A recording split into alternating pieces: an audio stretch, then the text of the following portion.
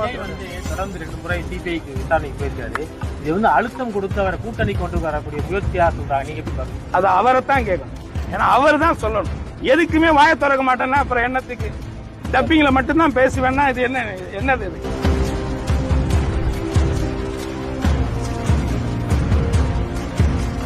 பழைய சொரக்கா தானேங்க. இதுல என்ன புதுசா இருக்கு? சட்டியில இருந்தா தானே ஆப்பையில வரும். அம்மாவும் தேர்தலுக்கு கொடுத்துருக்காங்க. மோடி எனக்கு போன் பண்ணல, அமித்ஷா என்ன கூப்பிடல, உடனே நான் வெளிநடப்பு பண்றேன்னு சொல்றது கேலி குத்தாரு. பாஜக RSS போன்ற சங் பரிவார கூட்டத்துக்கிட்ட இருந்து இந்த தமிழ்நாட்டை காப்பாத்துறதுக்கான தைரியம் இன்னைக்கு இருக்கக்கூடிய ஒரே தலைவர் மாண்புமிகு தமிழக முதல்வர் ஸ்டாலின் மட்டும்தான். தொடர்ந்து 2 முறை சிபிஐக்கு விசாரணைக்கு போயிருக்காரு.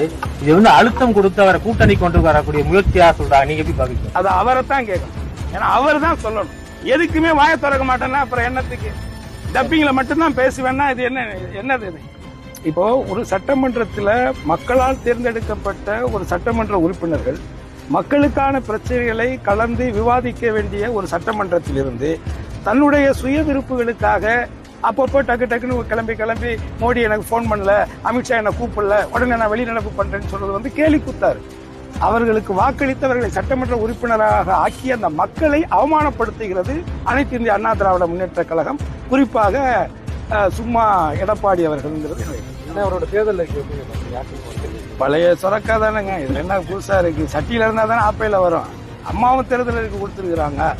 திட்டமிட்டு ஆளுநர் அவர்கள் மாநில அரசுடைய வளர்ச்சியை தடுக்கிறதும் மக்களுக்கான நல்ல திட்டங்கள் கொண்டு வர அதை முடக்கிறதும் அவங்களுக்கும் சுயநல போக்குல தான் செயல்படுறாங்க. பாஜக RSS போன்ற சங் பரிவார கூட்டத்துக்கிட்ட இருந்து இந்த தமிழ்நாட்டை காப்பாத்துறதுக்கான தைரியம் இன்னைக்கு இருக்கக்கூடிய ஒரே தலைவர் மாண்புமிகு தமிழக